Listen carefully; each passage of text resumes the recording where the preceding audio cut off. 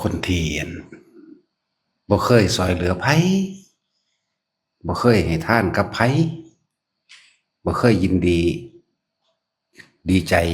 ร่วมโมทนาสาธุกับผู้อื่นเวลาได้ดีหนึ่งบ่เคยซอยเหลือไผ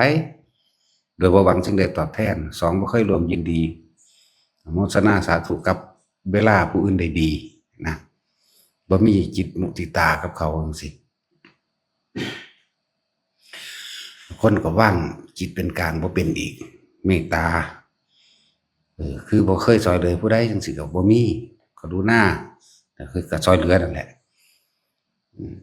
สิว่าเราสิมาเว้าเรื่องพระนิพพานพระนิพพานอย่าเว้าดีกว่าบ่มีทางเป็นไปได้เลย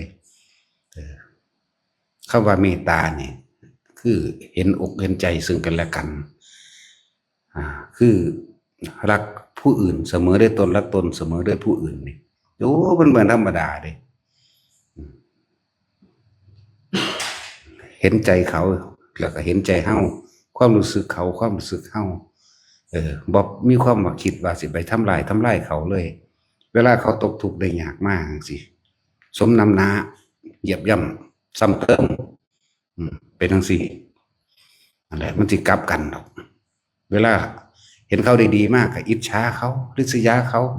นี่จะคิดว่าสิคำว่าอุเบกขาสิมีนั่นแหละจังว่า สิมาบอกเรื่องนั้นนิพพานจังสั่นนิพพานจังซี่มันมีทางเด้อบอกว่าถ้าบ่เสียสละตัวเองจริงๆมันบ่ได้เด้เพราะนิพพานมันต้องแลกกับทุกอย่างต้องทิ้งเบิดทุกอย่างอีกแล้วจังว่าคนที่สงสารผู้อื่นหรือว่าเมตตามีความคิดนึกในการจากซอยเหลืออยากให้เขาพ้นจากวิกฤตเหตุการณ์ความเจ็บไข้ได้ป่วยหรือความทุกข์ยากลำบากการเงินการงานการอยู่การกินเสื้อผ้าที่อยู่อาศัยเฮาเห็นแล้วเฮาสลดเข้ามาในใจเฮาเองมีความเมตตามีความอยากซอยเหลือนี่กรุณาแล้วว่ะนี่อยากซอยเหลือแล้วโอ้ยอยากให้กูเห็นหน้าแนวนี้เหลือโตนกันนะนั่นแหละเมตตากรุณาเห็นผู้อื่นได้ดีก็ร่วมมีความประทับใจมีความยินดีพอใจกับเขาและมันจึงสิเดินทางเข้าสู่อุเบกขาได้ส่วนผู้ที่มีแต่ความเห็นแก่ตัวเห็นแก่ตัวมันมาวัดก็มาเอาเลยคนมันมาแนวอื่นดิที่ไปว่าหยังกับเรื่องทางโลกแบบอยู่แบบโลกนี่ไหมเวลาเห็นเขาดีๆโอ้ยขายยาบ้ามาดอกจังรวย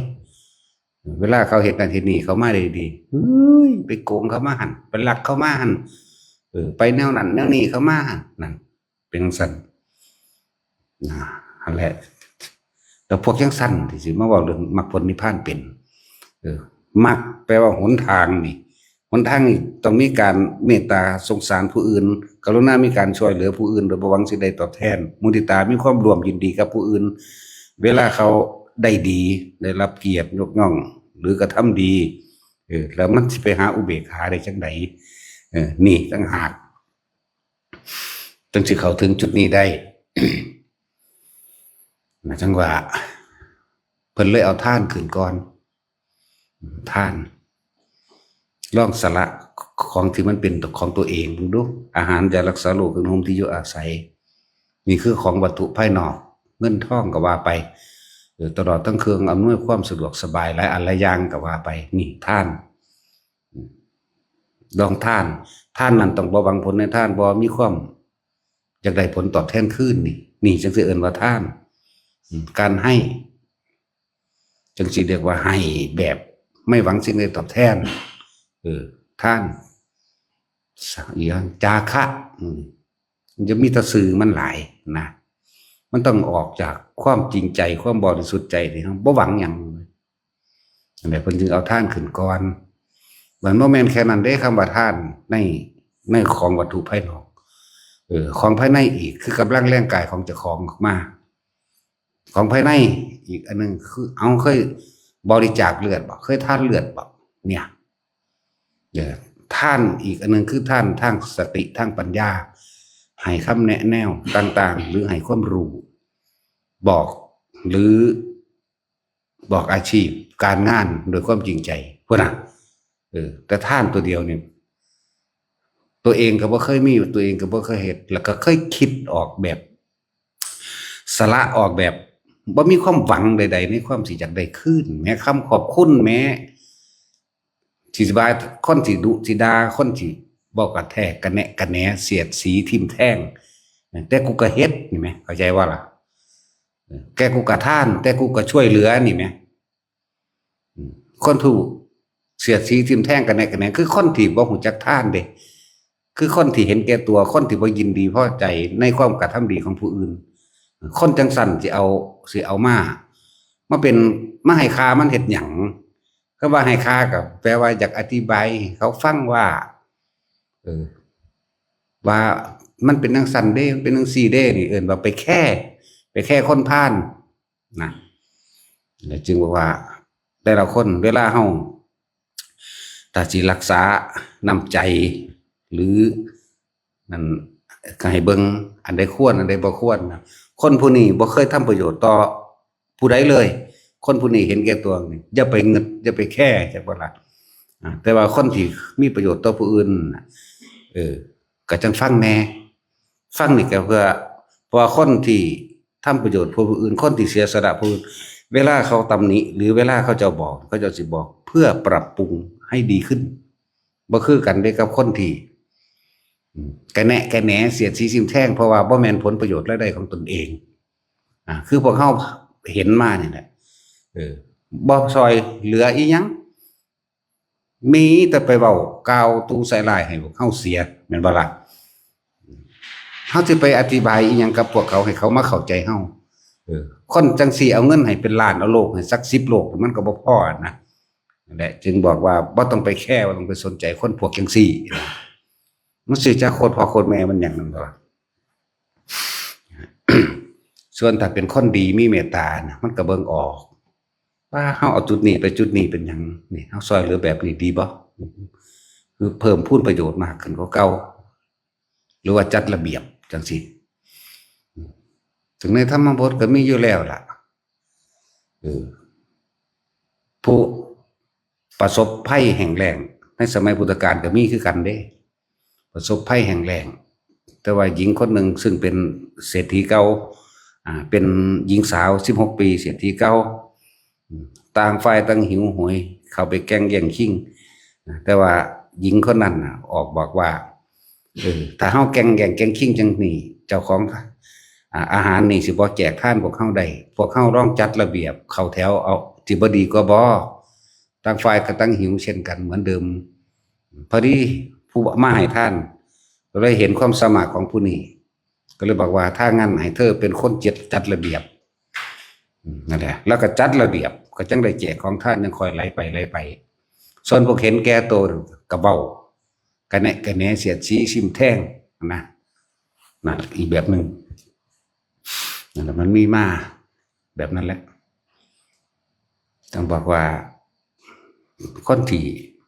สิไปถึงพระนิพพานใดนี่มันบ่แม่นว่าเฮาเพิ่งสิมาเริ่มต้นแค่นี้หรอกคนที่นั่งฟังธรรมใดคนที่เข้าใจธรรมใดลึกซึ้งถึงธรรมใดมันบ่แม่นเฮาหาก็เริ่มต้นเฮาก็มีมานานแล้วแต่บางจุดบางอย่างก็อาจสิคิดคาดบ่ถึงสินะคือเฮามานี่เข้าใจแล้วล่ะเรื่องทานภายนอกอาหารยารักษาโรคเครื่องนุ่มที่อยู่อาศัยเครื่องอำนวยความสะดวกมีหยังแน่อาจจะเป็นรถมอเตอร์ไซค์รถจักรยานหรือให้โดยสารเดินทางไปส่งคุณพี่ก็แล้วแต่แล้วก็ตลอดทั้งการช่วยเหลือทั้งกำลังเข็นรถให้แบกของช่วยอย่างพวกนี้ซอยเหลือในกิจกรรมการงานในวัดมื้อนี้นะปลูกต้นหมอกต้นไม้มื้อนี้ก็เรียกว่าให้ทานกำลังแรงกายนะครับบางคนคันท่วงเด้ต้นไม้ข่อยส่งมาเห็นบ่รู้บ่ใหญ่ส่ำใดเด้จังซี่ก็มีต้นเดียวนั่นแหละก็มีเด้ จังว่านี่บางอย่างเฮาก็ขาดบ่ถึงก็บอกให้ฟังเพื่อเอาไปปรับปรุงตนเองนั่นแหละว่าเฮาบ่ขาดท่านบ่ขาดมือยังเป็นห่วงเป็นใยยังเป็นเจ้าของอันนึงนะมันจะไปเว้าเรื่องศีลได้จังได๋ในเมื่อไม่รักตัวเองแล้วมันจะรักผู้อื่นได้อย่างไรถ้ารักตนเสมอผู้อื่นรักผู้อื่นเสมอด้วยตนมันจึงจะเข้าใจคำว่าศีลจารวัตร มันจังสิเข้าใจคำว่าเมตตาไปพร้อมกันนั่นแหละคนบ่เคยสละอีหยังคนบ่เคยช่วยเหลือไผบ่ว่าด้านวัตถุบ่ว่าด้านกำลังบ่ว่าด้านสติปัญญาแนะนำแนวทางอาชีพตลอดทั้งการงานจังซี่บ่มีทางนั่นแหละสิมาเว้าเอานิพพานอย่างเดียวเด้อต้องแบบนั้นเป็นมันต้องถิ่มต้องแลกออกเบิดทุกอย่างต้องบ่มีหยังสังสมไว้ที่แรกก็เริ่มที่เสียสละของภายนอกก่อนจะมากกว่าเป็นของภายในต่อมาก็สละสิ่งที่มีค่าสำหรับกิเลสก็คือค่าเอาเวลาไปหาเงินนั่นแหละลองสละเวลามันออกมาเอาบัดนี้กูสิสละเวลาหาเงินสละกิเลสออกมาฟังธรรมลองเบิ่งดูตรงนี้อุ้ยก็ยากคักเลยคือเขาส่วนมาฟังธรรมนั่นแหละคือเขาส่วนมาไปเขาก็ใส่กุศโลบายหลายอย่างในการชักจูงชักชวนผู้เขามีความเมตตาผู้เขาลึกซึ้งในธรรมแล้วผู้เขาเห็นความจริงได้แล้วเขาใส่โอ้แปลว่าได้ดอกค่อยยากนี่มันธรรมดาเด้เขาเก่าคนไก่ชิดก่อนคือพี่น้องเขาบางคนลูกอันเป็นอภิชาติบุตรก็ชักจูงชักชวนพ่อแม่คนที่มีบารมีสูงก็พ่อก็แม่ก็มีอยู่แต่ว่าด้วยเหตุแห่งกรรมมาเกิดเกี่ยวกันซื่อบางที่กับเกิดเพื่อสิดึงพ่อดึงแม่ก็มีเด้แบบเจตนาตั้งใจมาเกิดเพื่อจะเอาพ่อแม่ให้วิทย์ให้พ้นจากอบายนี่ก็มีเด้อภิชาติบุตรมโหสถนี่ก็เป็นอภิชาติบุตรแม้พระพุทธเจ้าเฮาตอนนี้ก็เอิ้นอภิชาติบุตรอยู่แล้วล่ะลูกที่มีบุญบารมีสูงก็พ่อก็แม่เลยเอิ้นอภิชาติบุตรดึงพ่อดึงแม่ก็มีดึงญาติพี่น้องก็มีลุงป้าอาอาวตลอดทั้งหน้าอาทั้งหลายมีพระคุณคือเขาเห็นความจริงเขาเห็นสิ่งที่มีค่าสูงสุดแล้วก็คือธรรมก็คือหนทางออกจากทุกข์นี่เองหนทางออกจากการเวียนว่ายตายเกิดนี่เองเขาก็เลยอยากให้ในญาติสายนุษย์ไฟพ่อไฟแม่อยากให้มานี่นะเห็นพวกเจ้าลำบากดอกแต่ว่าเขาอาจจะคิดว่าเขาบ่ลำบากที่ในการแล่นเสาะแสวงหาเงินหาทองกับพิษเถียงกันในครอบในครัวในตระกูลเนี่ยเขาอยากดึงออกมาฟังอย่างสี่ลองเบิ่งเด้นี่บัดเขาเว้าโอ้ไปบ่ได้ดอกยากอยู่แม้แต่นิดนึงก็บ่ยอมเสียเวลาเห็นบ่ยอมเสียเวลาในการสิฟังเขาเว้าหรือเขาชักจูงปฏิเสธไปก่อนเพราะว่าพวกนี้สิตั้งจุดหมายเอาไว้แล้วจากนี้ออกนี่กูจะไปหันนะเลยบ่ยอมเสียเวลาตัวนั้นได้เลยเวลานั้นของการกิเลสกลืนกินจิตใจของเขาไปเต็มที่ลอยลายบนเส้นนะบาดป่วยมาจังบ่จะยากบัดนี้ไปเลยย่านตายแล่นเข้าโรงพยาบาลปั๊บเนาะสุวรรณนี่ค่อยเฝ้าเมื่อไปเกิดอุบัติเหตุรถล้มแข้งขาหักหัวแตกสลบอันคือบ่เสียเวลาอันเฝ้าสิไปนั่นน่ะมันคือแล่นไปโลดเนาะนั่นแหละคือเอิ้นว่าประมาทเรียกว่าประมาทบ่ประมาทบ่ขนขวายในทางบุญทางกุศล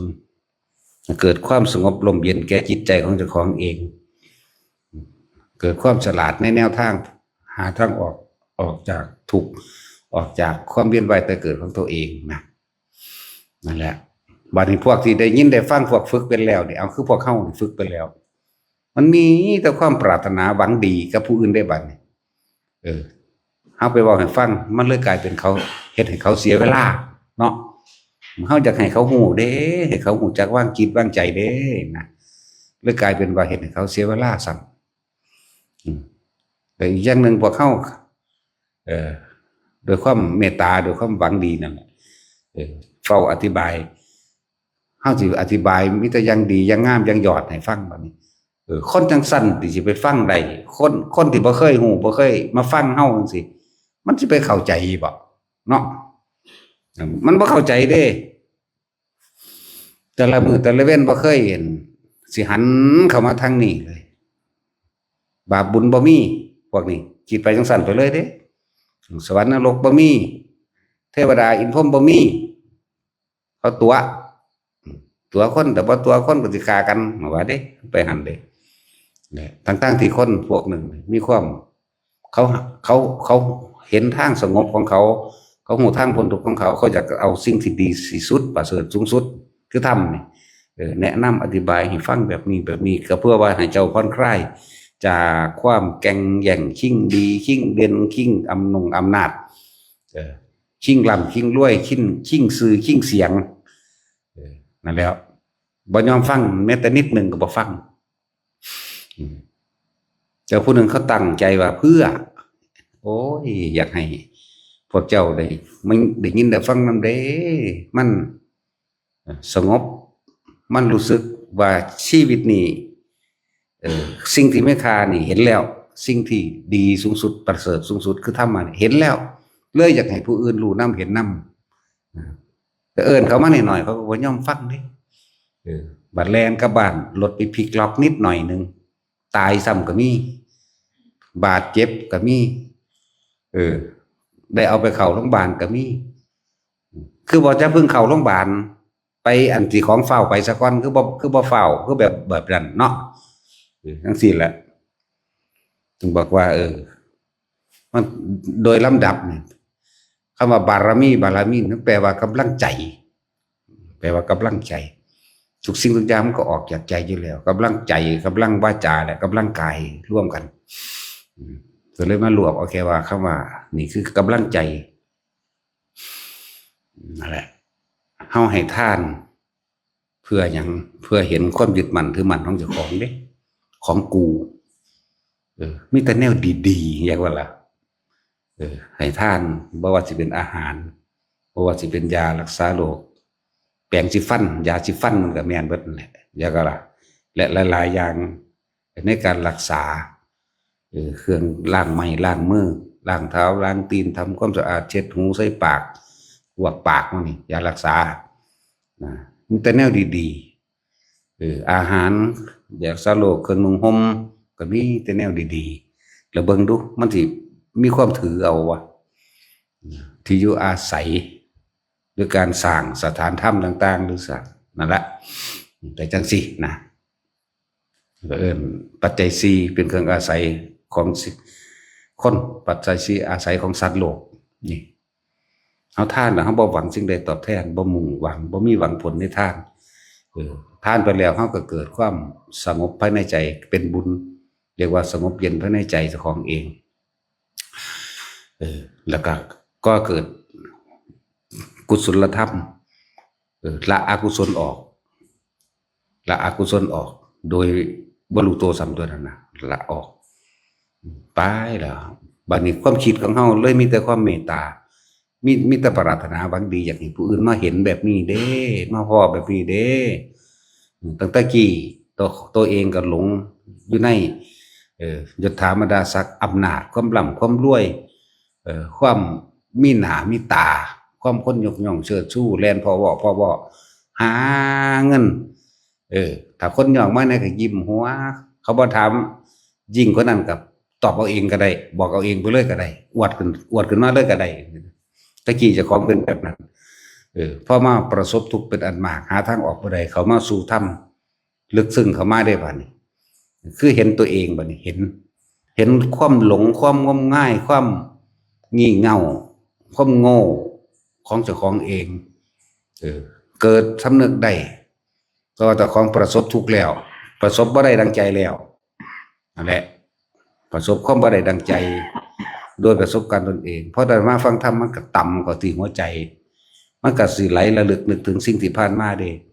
โอ้ยตั้งแต่กี้เพิ่นอยู่ไสกูคือบ่เห็นกูแลนทำบุญมานี่แต่ว่าใส่คำว่าทำบุญจักบ่ล่ะกูแลนทำบุญมานี่บางหัน50,000บางนี่ 2-3 หมื่นบางนี่100,000บางหันเท่านั้นเท่านี้ไล่มาได้บัดนี้บัดมาได้ยินได้ฟังเพิ่นอธิบายแล้วพวกเจ้าบ่ได้ทำบุญพวกเจ้าไปเฮ็ดเอาหน้าพวกเจ้าไปเอาคำย่องแล่นไปพุ่นพี่เขาเชิญไปเป็นประธานเขาเชิญไปเป็นเจ้าภาพเขาเชิญไปเป็นผู้บรรยายเขาเชิญแล้วก็บอกให้เป็นประธานอันกฐินเนเด้อป้าเนเด้อนั่นนี่เนเด้อได้หน้าล่ะถ้าเขาซื้อขึ้นว่าเอ้ยมันบ่ได้เหลียวเบิ่งตีนเด้มันสิเงยหน้ากันจักหน่อยเบิดพวกนี้หลังจาก ประสบทุกข์เกิดเหตุในเหตุให้เงินทองสูญเสียไปหรือเกิดอุบัติเหตุลักษณะอุบัติเหตุเงินทองสูญเสียไปหรือป่วยเข้าโรงพยาบาลแล้วไปจังซี่คิดได้บัดแต่ว่าฟังธรรมจะคิดได้พวกนี้ก็เลยว่าคนส่วนมากเนี่ยจะคิดได้เมื่อสายไปแล้วเหมือนสตินั่นแหละมันจะมีก็เมื่อได้พลาดไปแล้วสติจะมีขึ้นมาได้เมื่อได้ทำความผิดพลาดไปแล้วเงินจะมีค่าตอนที่มันไม่มีนั่นแหละตอนที่มันมีมันบริคิดใส่แบบสุรุ่ยสุร่ายไปเอาไปเลยโปะไปโปะไปเงินจะมีค่าตอนที่มันไม่มีสติที่มีค่าจะมีค่าตอนที่มันได้เสียไปแล้วได้ผิดพลาดไปแล้วคนจะคิดได้เมื่อสายไปแล้วตอนที่เขาชักจูงชักชวนไม่ได้สนใจเด้คนที่ชักจูงชักชวนเขามาทางนี้มียันแต่เสียเวลาไปทำมาหากินบัดเกิดอุบัติเหตุคือว่าเสียเวลาทำมาหากินบุคือแลนกับโรงพยาบาลโหลดเนาะธรรมะนี่มันร่วมอยู่ที่สตินี่อันใดผิดอันใดถูกอันใดควรอันใดบ่ควรมันอยู่ได้นี่แหละธรรมะก็เป็นเรื่องของชีวิตจริงของเจ้าของเด้นี่บ่ได้แม่นเรื่องของพระบ่ได้แม่นเรื่องของว่าเฉพาะคนที่เข้ามาในวัดเด้เป็นแนวทางการดำเนินชีวิตอย่างถูกต้องเป็นแนวท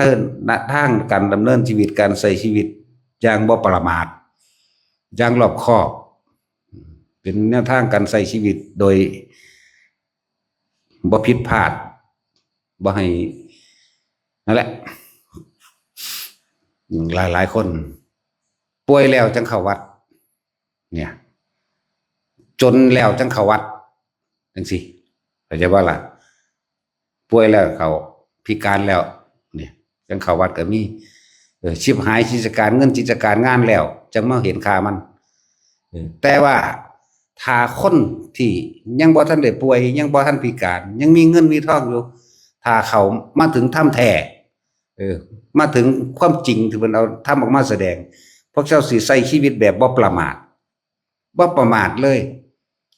หูจักอดหูจักทนหูจักรอหูจักอันใดควรอันใดบ่ควรหูจักหลีกหูจักหลบหูจักว่าอันนั้นคนพาลอันนี้คนหลอกอันนี้คนลวงสิหูจักอันนี้บ่เขาสักจูงสักช่วงเป็นประธานสร้างพญานาคไปสร้างพญาสร้างไปสร้างปั้นรูปยักษ์ผีขโมดโมลี่ไปเห็นบ่ล่ะ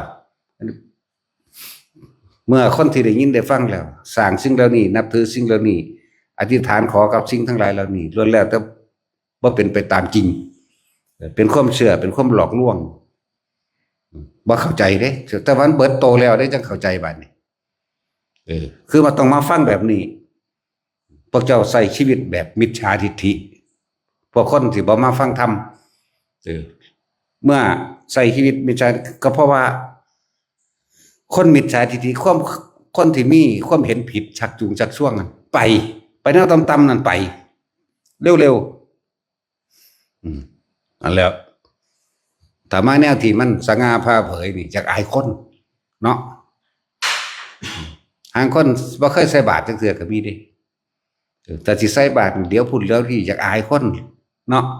แอบไปใส่ก็มีบ่กล้าก็มีเขินไปเลยถ้าลองใส่เบิ่งดูมันก็เศร้าเขินเองดอกจังซั่นล่ะจังว่าเสียดายชาติที่เกิดมาเป็นมนุษย์แต่ว่ากลับกลายเป็นว่าใช้ชีวิตเยี่ยงสัตว์เยี่ยงเดรัจฉานใช้ชีวิตแบบอบายนั่นแหละหลายๆคนที่ดอกที่ประสบทุกข์เป็นอันมากถ้าว่ามีธรรมเป็นทางออกทางแก่ฆ่าตัวตายเด้มีอยู่สองอย่างฆ่าตัวตายหนึ่งแล้วก็ฆ่าผู้อื่นที่เหตุให้เจ้าของผิดหวังแล้วก็ติดคุกบ่ล่ะจะไปทั้งสี่เด้ถ้าคนมีธรรมนั้นสิระลึกยอมรับกรรมยอมรับผลของกรรมการกระทำของตนเพราะกูโง่เองเพราะกูเป็นแบบนี้เองยอมรับแล้วสิหาทางออกมาฝึกหัดดัดตนแล้วก็มาฟังแนวทางแห่งความจริงของชีวิตความจริงของชีวิตความจริงของคำว่าเพราะว่าพวกเจ้ามีความเห็นผิดพวกเจ้าบ่มีความเห็นตามความเป็นจริงพวกเจ้าไปหาเสื้อ ที่สร้างนั่งใหม่เทวดา พวกเจ้าไปเสือสิ่งศักดิ์สิทธิ์ทั้งหลายว่าดลบันดาลพวกเจ้าแลนหาแต่ความร่ำความรวยแลนหาแต่สื่อแต่เสียงไปทั้งใดก็มีสื่อเสียงมันคนละอย่างกันเด้ระหว่างสื่อเสียงโลกกับสื่อเสียงธรรมบัดเวลาเข้าใจว่าตัวเองไปทำบุญเขาเชิญไปเป็นเจ้าภาพเทพญานาคมันบ่เป็นบุญได้นั่นนะเนี่ยถ้าบ่มาฟังสิบ่รู้จักมีความเชื่อว่า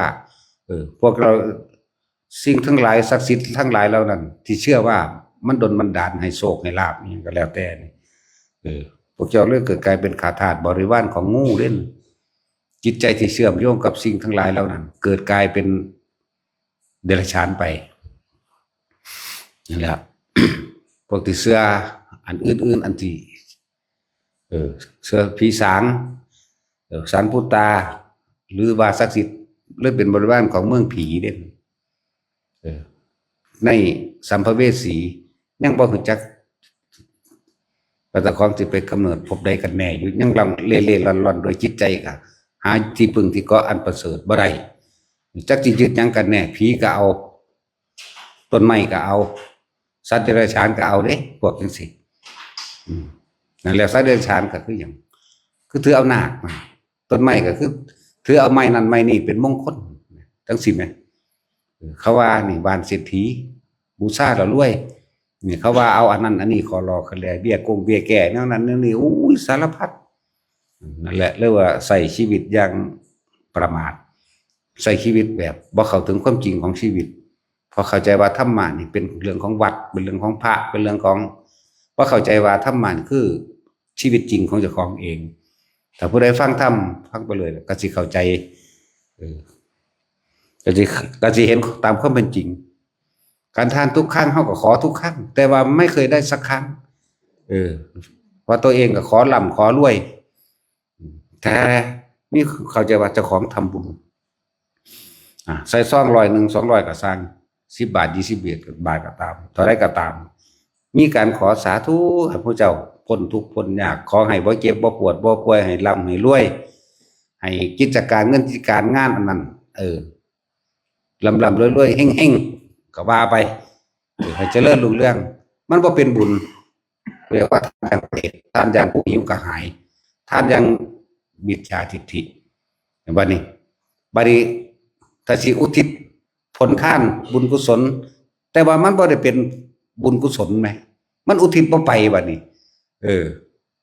จากว่าล่ะเจ้ากรรมนายเวรหรือเทวดาทั้งหลายที่เขาอาจจะล่อส่วนบุญจังซี่มารดาบิดาหรือปู่ย่าตายายที่มีมาแล้วบ่ได้รับจักเทื่อบ่ได้รับจักเทื่อเพราะเจ้าของทำสิ่งหนึ่งเพื่อแลกอีกสิ่งหนึ่งที่มากกว่ามีมูลค่ามากกว่าเราใครเข้าใจไงเอา100ไปแลกล้านจังสิแม่ความอยากกิเลสตัณหาบังความจริงปั๊บแล้วก็สิครบ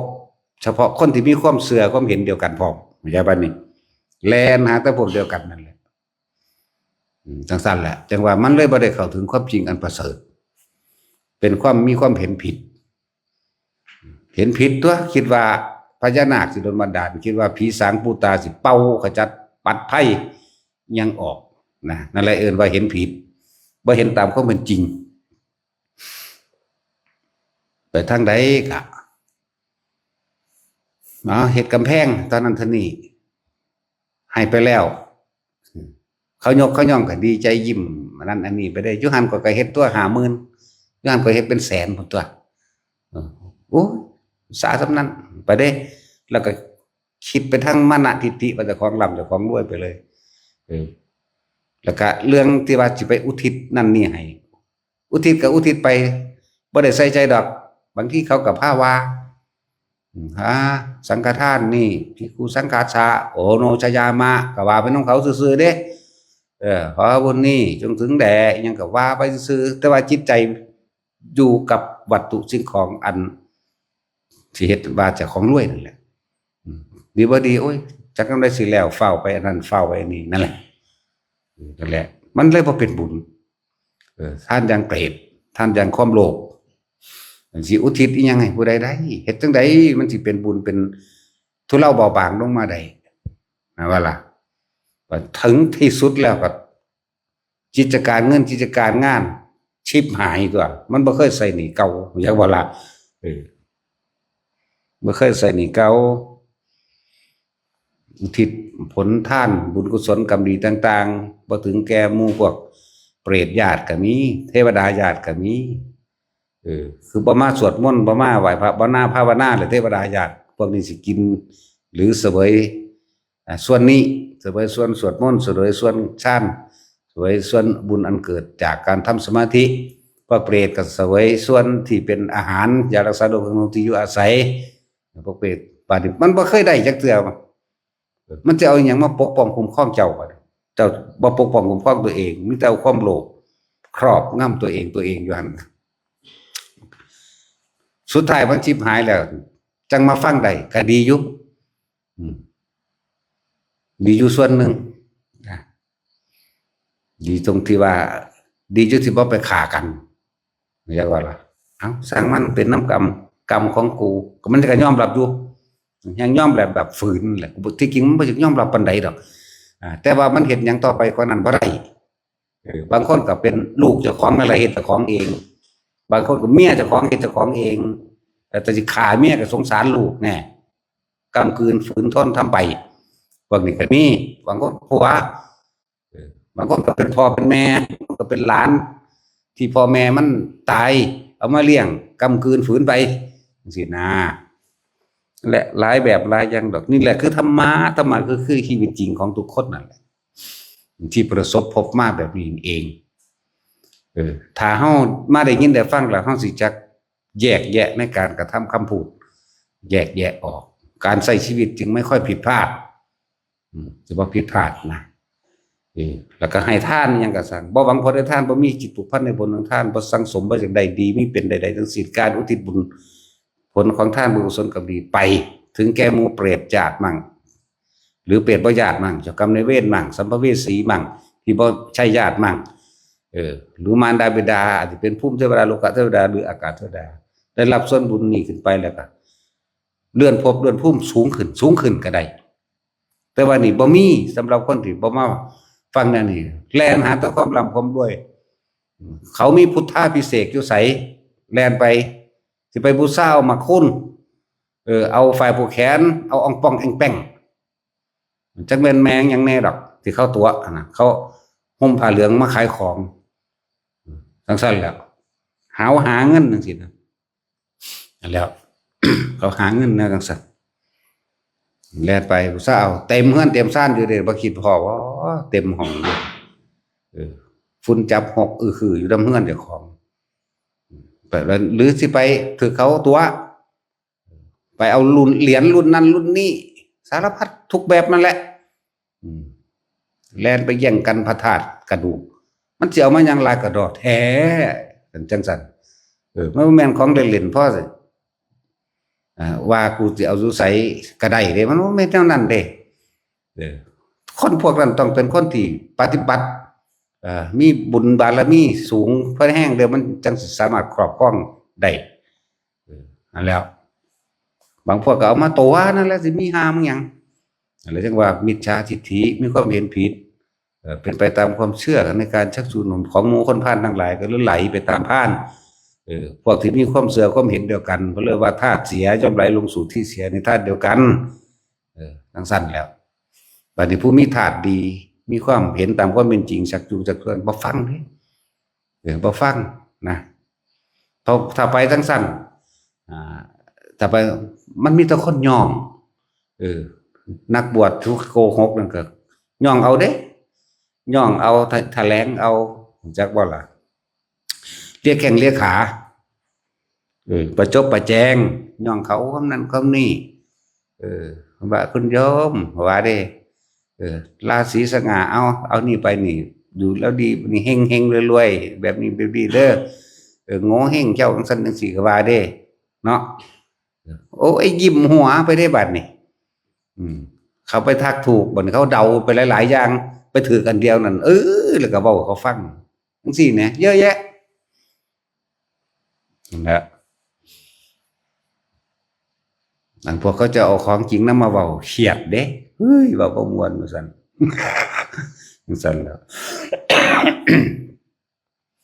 จังว่าคนเฮาบัดนี้ตายไปโดยบ่ได้รู้จักธรรมจักศีลจักทานอิหยังเลยเยอะแยะเด้บ่ว่ารู้จักทานแม้นเจ้าสิเคยเข้าไปจังหันจังเพลจั่งใดก็สร้างแต่เจ้ามีแต่ขอกับขอมีแต่แลกกับแลกบ่รู้จักทานเด้นั่นน่ะบ่จักศีลบ่จักธรรมจักเม็ดเลยเด้นั่นน่ะไปก็สร้างดีๆไปกอบโกยเอาซะมากกว่านั่นล่ะนั่นแหละเลยบ่ได้รู้จักหยังเลยบ่รู้จักธรรมเลยบ่รู้จักความจริงของชีวิตพวกนี้เกิดมาในที่แจ้งจริงพวกโชติแต่ว่าบัดสุดท้ายแล้วมันไปในที่ต่ำเกิดในที่แจ้งแต่กลับไปสู่ที่มืดจากบัดนี้นั่นแหละ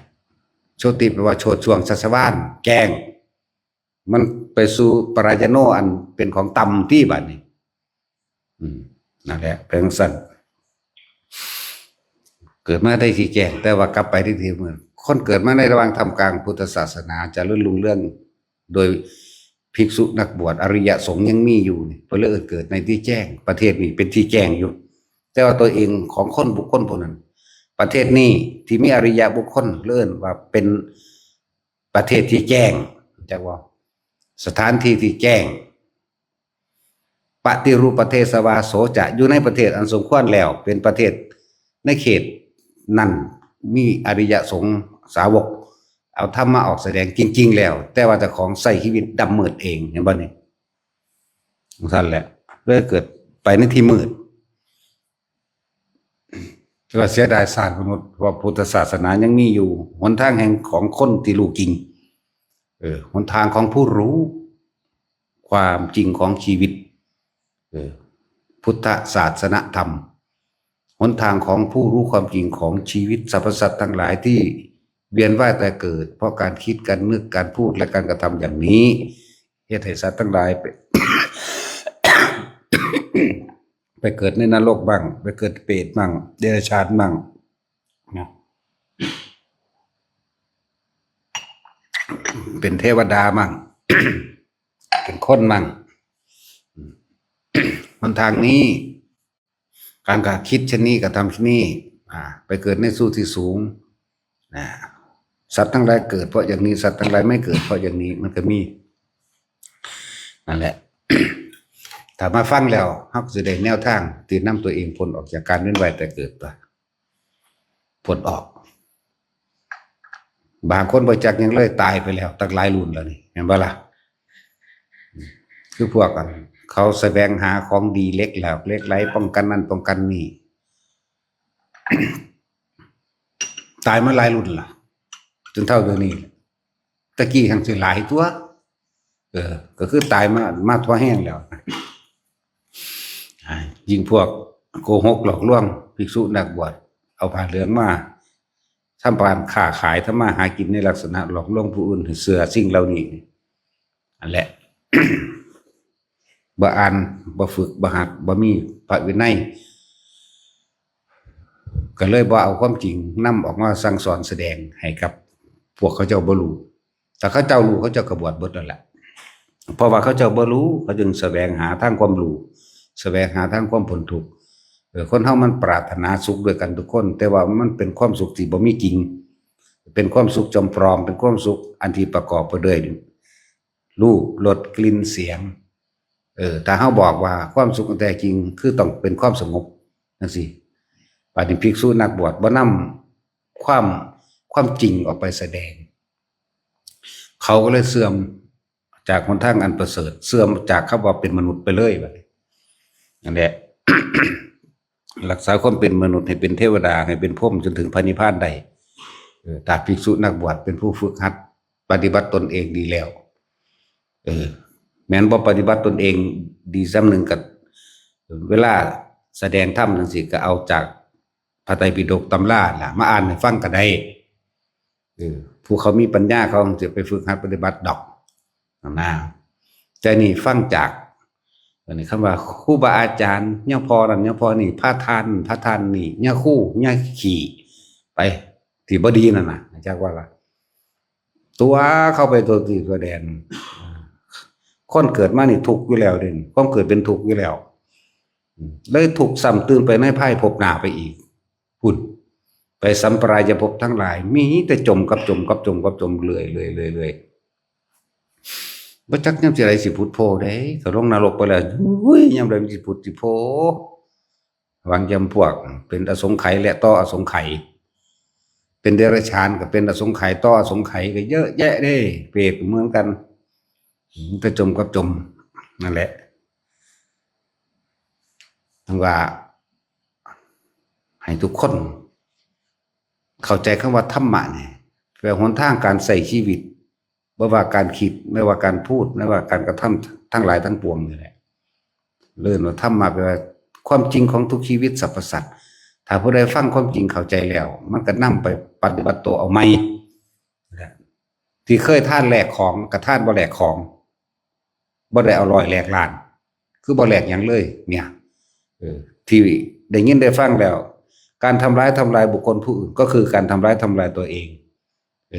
บัดนี้มันก็เข้าใจรักใดที่จะเสมอด้วยรักตนไม่มีถ้ารักตัวเองเช่นไรก็ควรกับ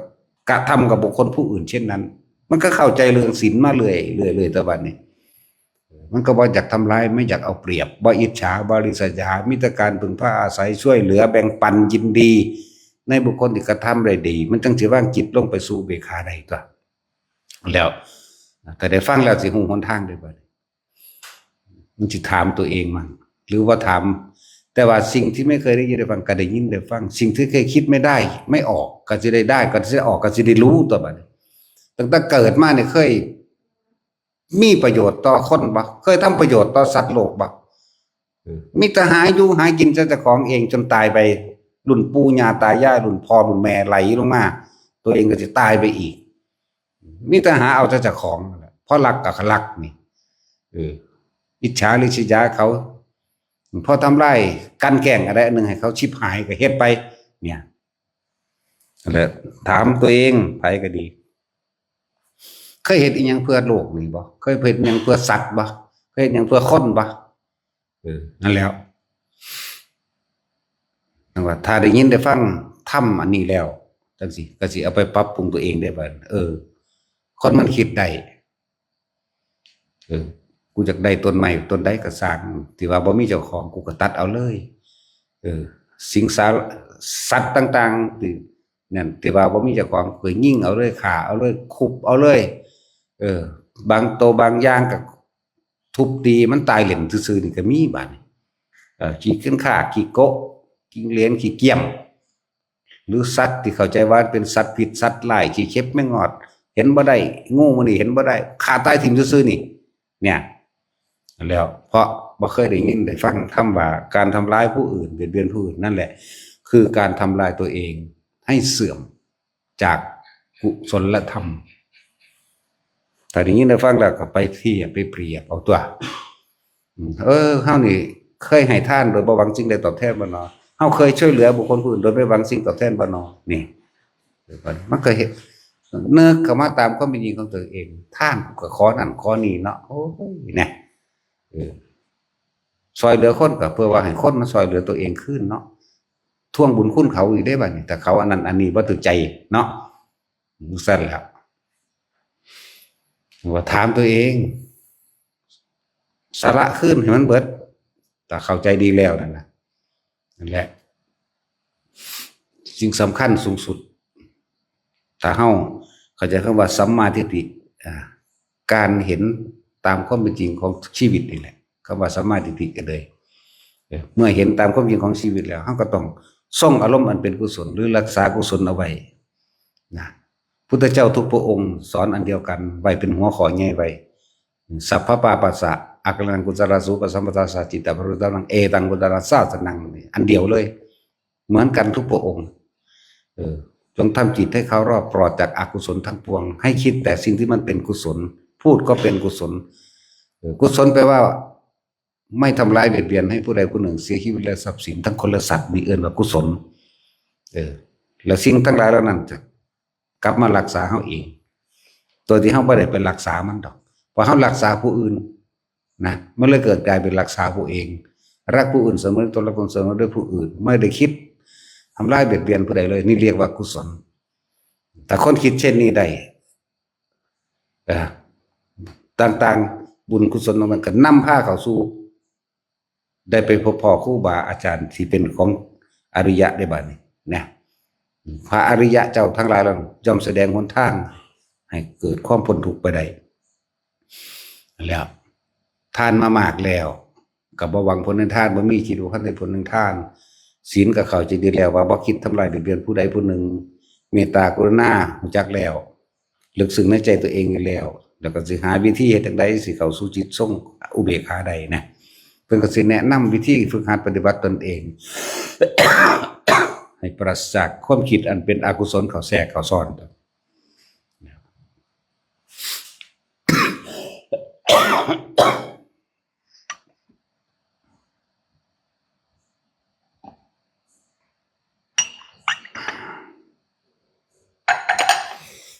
มันก็จะสอนทั้งเบิดทั้งมวลนั่นแหละถ้าเฮาถ้าสิเอาถ้าเริ่มต้นจากนี้ไปเฮาคิดสิ่งที่มันเป็นบุญเป็นกุศลอย่างเดียวจนเท่าตายแม้ปรารถนาพระนิพพานก็ได้เลยมันมีแต่คิดดีอย่างเดียวได้นี่คิดให้ท่านช่วยเหลือบุคคลผู้อื่นมีแต่ความในความรู้สึกปรารถนาหวังดีกับคนผู้อื่นเหมือนกับดุจดังว่าบุคคลผู้นั้นเป็นแขนขาอวัยวะของตนกรุณาช่วยเหลือเต็มที่เท่าที่มีมุทิตาไม่เคยอิจฉาริษยาบุคคลผู้ใดเลยจิตว่าง เป็นกลางจิตนี่ว่างเป็นกลางไว้ อันนี้ควรอันนี้บ่ควรได้บาดนี่จะบ่นี่ว่างจิตเป็นกลางอันนี้คนพลาดเฮาก็บ่ซอยเฮาฮู้จักอยู่เพราะเขาสิเอากำลังจากการช่วยเหลือของเราไปทำร้ายผู้อื่นต่อนี่ก็ฮู้ออกไปอันนี้คนดีแต่ทุกข์ยากลำบากช่วยเหลือคนผู้นี้สิช่วยเหลือคนต่อไปมันก็รู้แยกแยะแบบนี้นะบัดนี้เฮาก็สิมีเครื่องอยู่ครูบาอาจารย์ทั้งหลายแล้วมันก็สิสอนให้เฮาทรงชาติเจริญชาตินี่เป็นการรักษากุศลอันสูงสุดที่บัดนี้สุดท้าย แต่ละคนนั่นน่ะแม้นบางครั้งบัดนี้ให้กำลังใจแนวทางแม้นบางครั้งคนที่สิถึงพระนิพพานได้ต้องปราศจากความเชื่อถือสิ่งศักดิ์สิทธิ์ไม่ดลบันดาลเชื่อกรรมเชื่อผลของกรรมของการกระทำของตนเองบ่มีสิ่งใดสิ่งหนึ่งดลบันดาลสุขและทุกข์ให้แพ้ใดบ่มีเพื่อจะสาปแช่งให้เฮาชิบหายตกนรกได้หรือไม่มีใครอวยพรให้เราไปสู่ที่สูงสวรรค์ธรรมโลกนิพพานใดบ่มีเฮาเชื่อธรรมคือความจริงของชีวิตเลยธรรมคือกรรมคือการกระทำต่างๆเห็นตามความเป็นจริงเช่นนี้ได้ละความเชื่อถืออย่างอื่นออกให้เบิดเอาตามความจริงเลยบัดเชื่อกรรมเชื่อผลของกรรมแม้นว่าบางครั้งศีลในการก่อฆ่าสัตว์ลักหรือประพฤติผิดในการบางอย่างกระช่างมีการที่เราไม่ยอมมันกระช่างแต่ว่าความคิดของมันยังเชื่อกรรมเชื่อผลของกรรมอยู่คือมันยอมรับอยู่ที่นี่ เหตุจังใด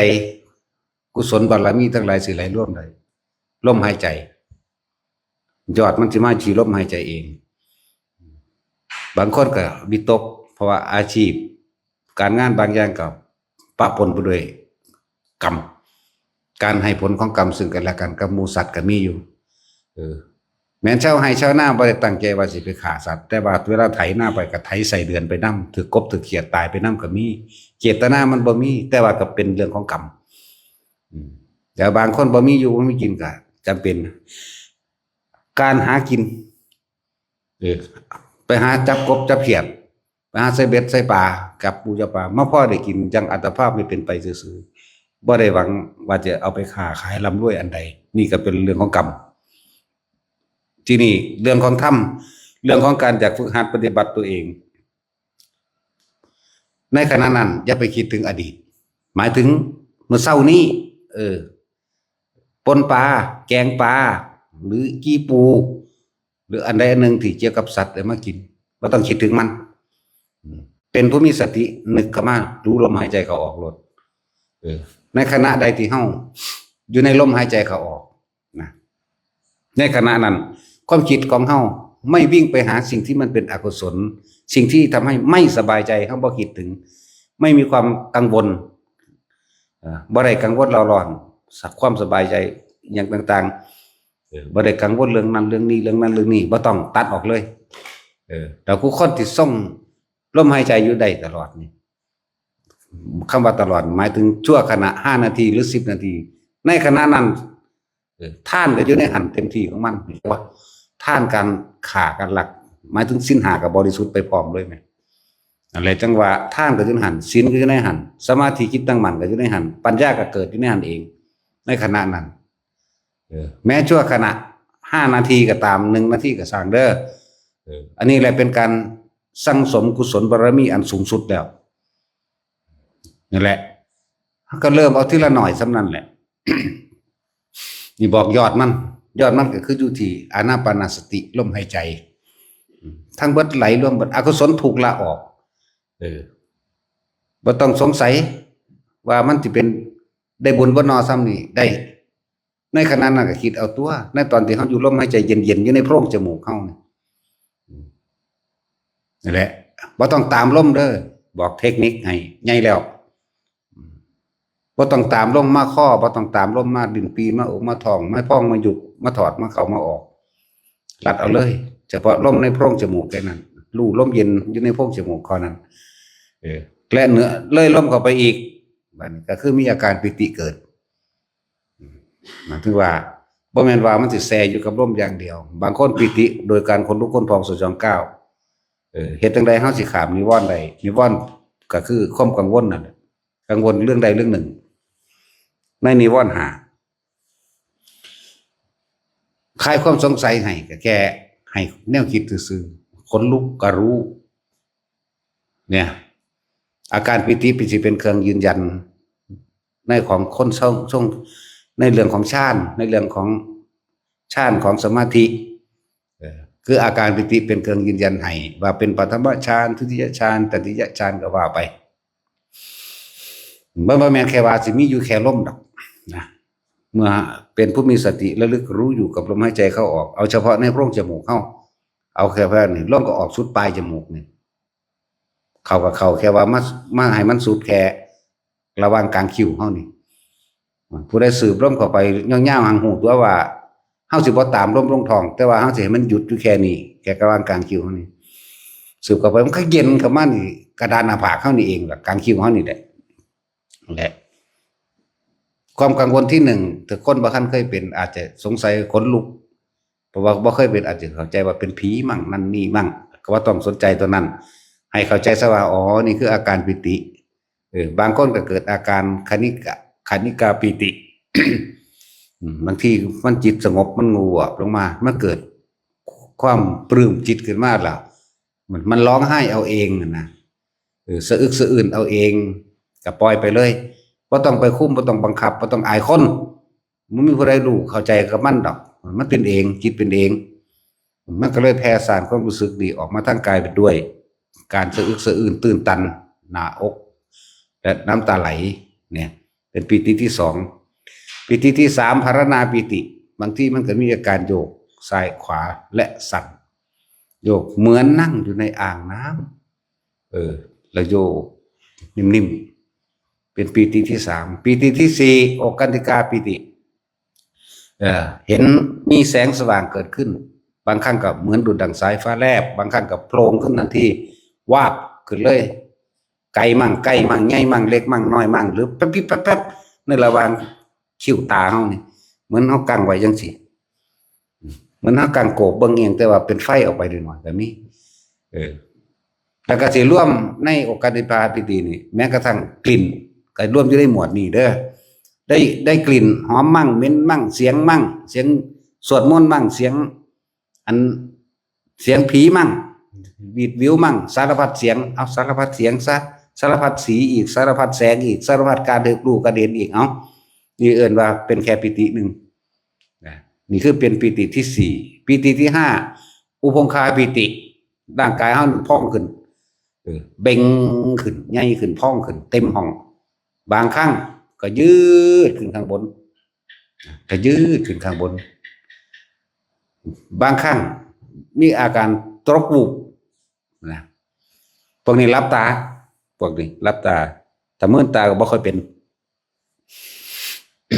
นี่คือคลายความสงสัยให้คลายความกังวลให้ว่าความรู้สึกนี่อาการนี่คืออย่างนั่นแหละจังว่าเคลียร์ทิ้งให้หมดบัดนี้ความรู้สึกนี่ให้รู้เฉยๆโดยไม่ต้องไปมีความผิดเข้าไปพาว่าร้ายหรือดีผีหรือคนผิดหรือถูกบุญหรือบาปแล้วจะให้เราทำยังไงต่อให้สัตว์ทิมไม่เบิดความสงสัยทั้งหลายแล้วนี่นิวรณ์นี่ความกังวลนี่ความสงสัยนี่จะไปนำมาคิดให้เป็นผู้มี